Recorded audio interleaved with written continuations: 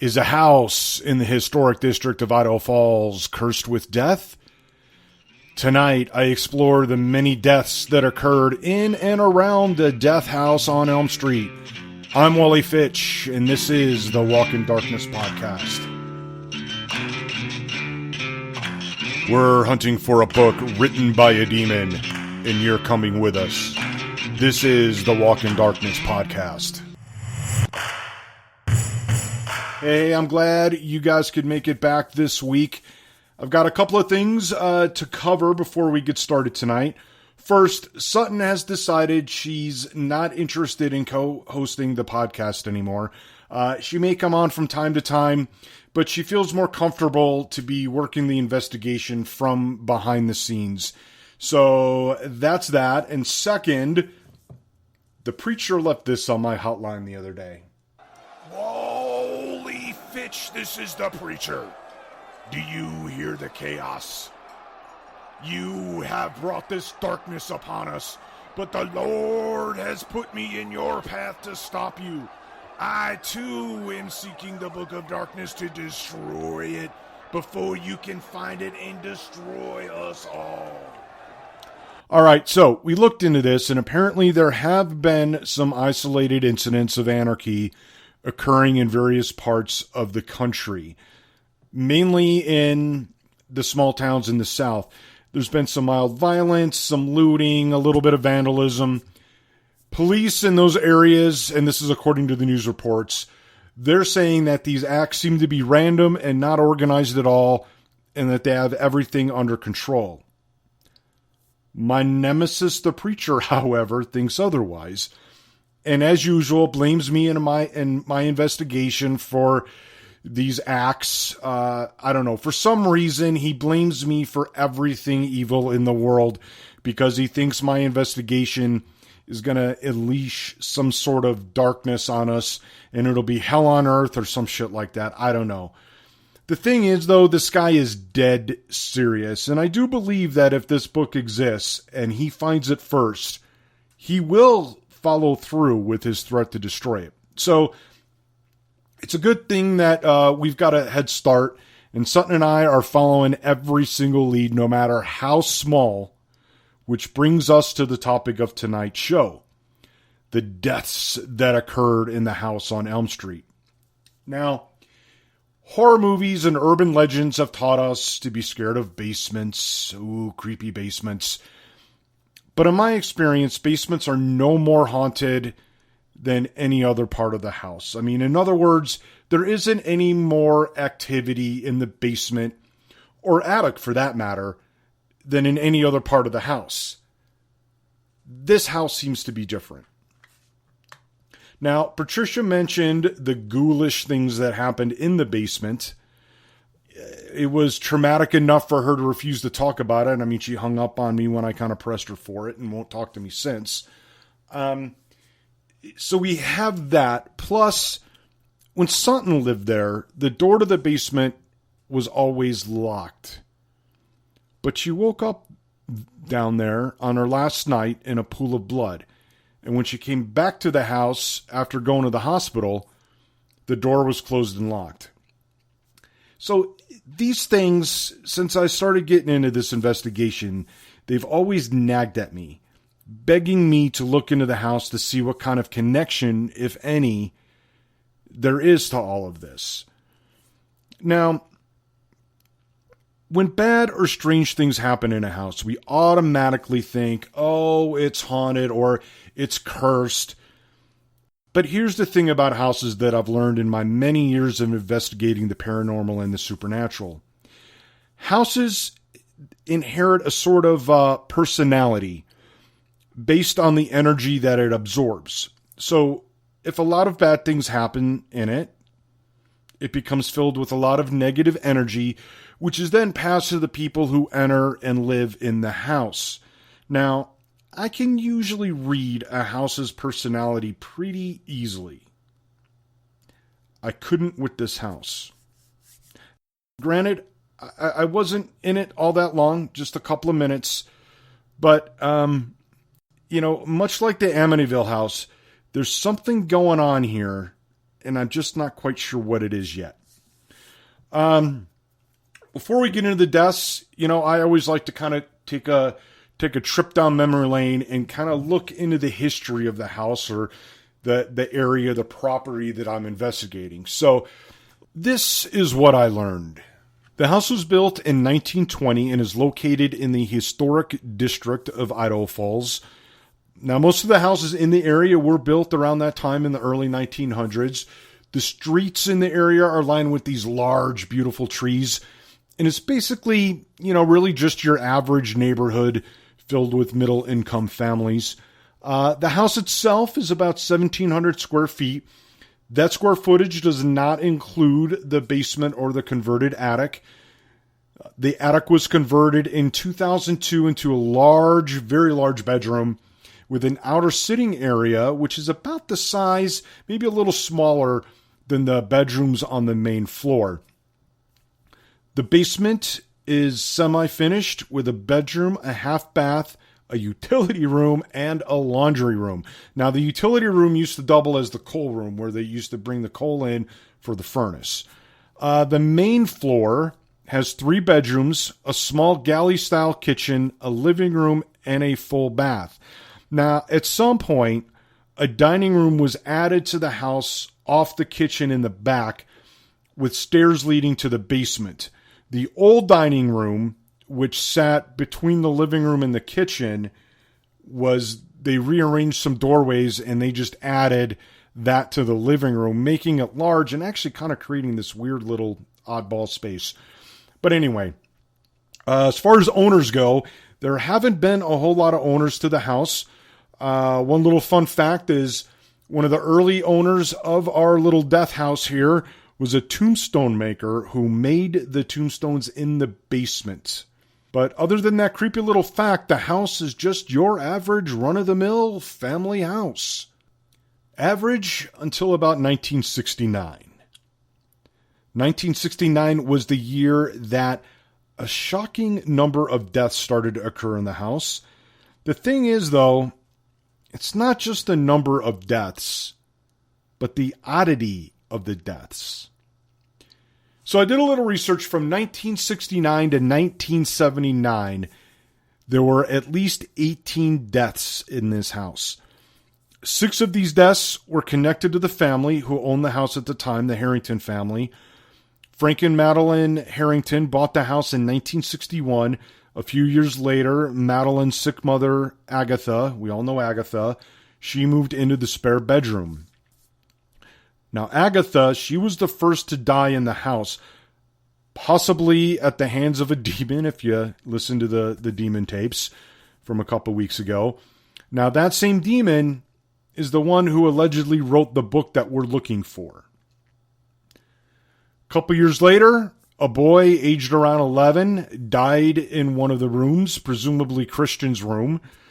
We think it was a friend of his, but the name was never released because he was a minor. The death was, however, ruled accidental, but that's all we know about that. So it wasn't too long after that, the neighborhood suffered a rash of burglaries and murders. The entire town was on edge. There was so many news reports about this. And I was able to get my hands on a police report of someone breaking into the house while Madeline was out shopping. According to the report, Madeline came home to find the side door open, and there was some evidence of ransacking, like someone was looking for some valuables. So this went on for a while. Things started settling down. The burglaries and the murders kind of tapered off. People started going back to normal. But one night during a thunderstorm, Frank mistook a stranded woman for someone breaking into his house and shot her right there on the front porch.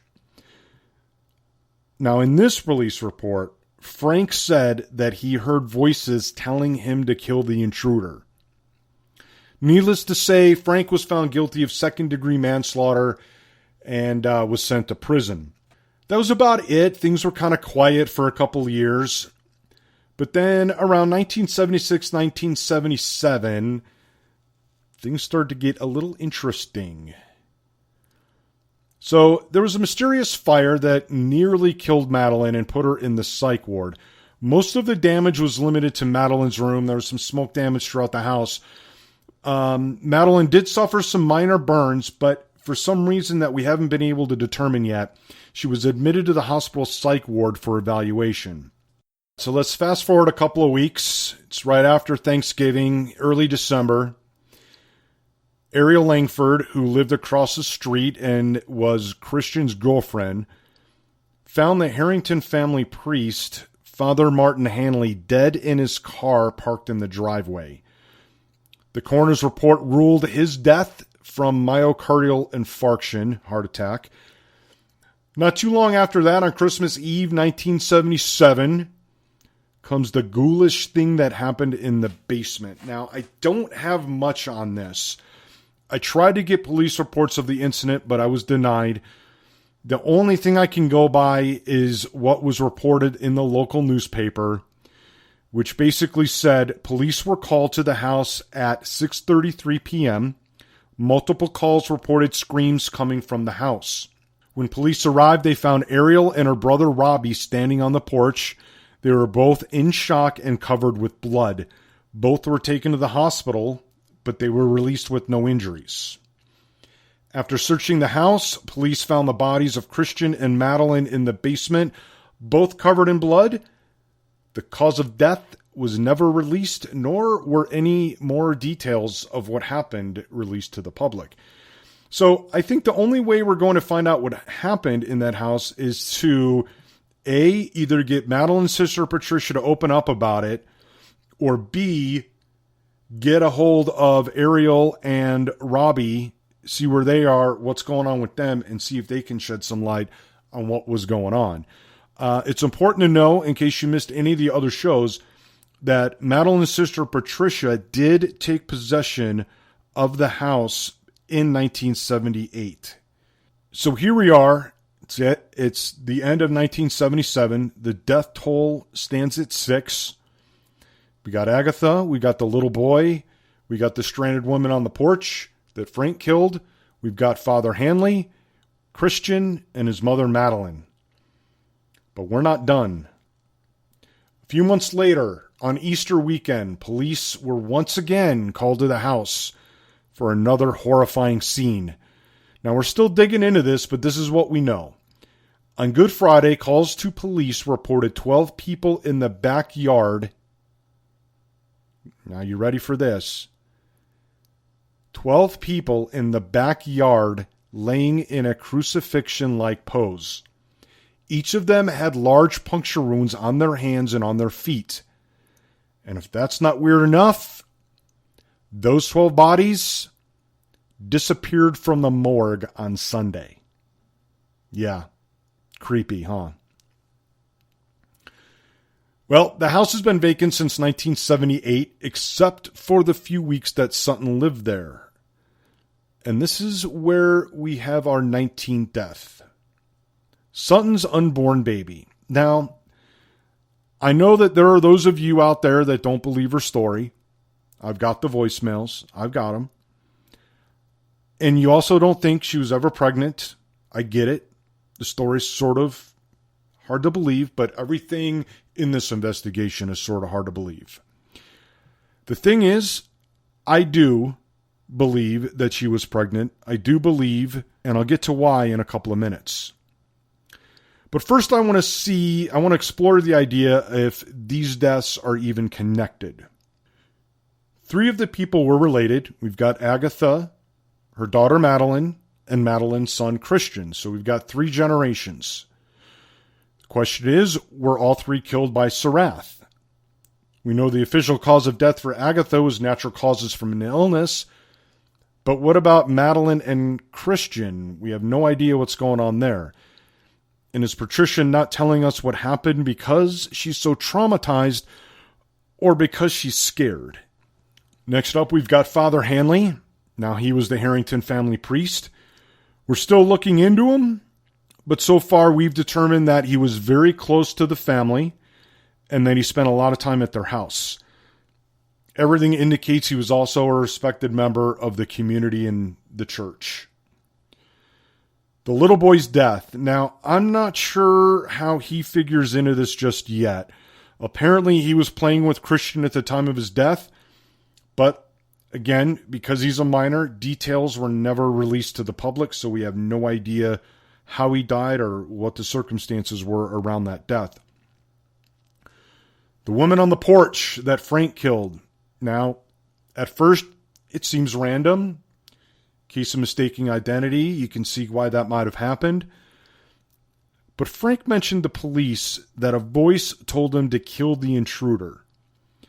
Sutton also heard a voice in the house. Is this the same voice? Is it Surath the demon? And did he tell Frank to kill the woman? And if so, why? This all brings us to the 12 deaths in the backyard. Now, we're still following some leads on this one, but it is interesting that a sort of crucifixion of what appears to symbolize the 12 disciples happened on the same property that was allegedly visited by a demon. And what the hell happened to those bodies? 12 bodies just don't disappear. I haven't really been able to find out anything more about that, but like I said, we're digging into it. And this brings us to Sutton's baby. On the tapes of Agatha, if you remember, she promised someone or something a baby. And for now, for the purposes of the investigation, we're operating under the assumption that it was the demon Surath.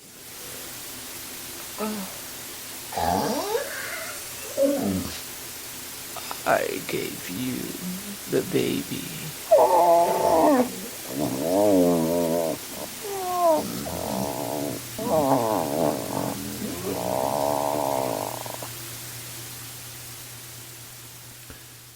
Sutton not only woke up in a pile of blood that the hospital couldn't even determine the origins of, but also with burns on her hand. Now, why Sutton? That I don't have an answer for. It's just one of those puzzle pieces that we're still trying to put together. But I do feel that these deaths are connected and that the house does play a role in all this, but I just don't have enough to connect it all yet. I know there's something there, but I just can't put my finger on it. But we do have a fair amount of leads that, I don't know, will hopefully help us figure all this out. And with that, I'm turning it over to you. If you see anything that I've missed, have any information, anything at all, please call my hotline, 406-640-3368. 406-640-3368. It's just a voicemail. You leave a message. You don't have to talk to anybody. We listen to all the messages that are left there, every single one. So please, if you know anything, give us a holler. And until next week, keep your eye out on Instagram. If there's any developments on anything, we'll let you guys know. Follow A Walk in Darkness. That's where we'll keep you updated during the week in between the shows. And with that, Wally Fitch out. This podcast and its characters are part of a Walk in Darkness experience produced by Boozehound Entertainment. Any likeliness to actual persons, living or dead, is a coincidence. Please support this show by leaving a review, subscribing, and sharing. Be sure to follow A Walk in Darkness on Instagram and Twitter for more of the experience. Thank you for listening and for your support.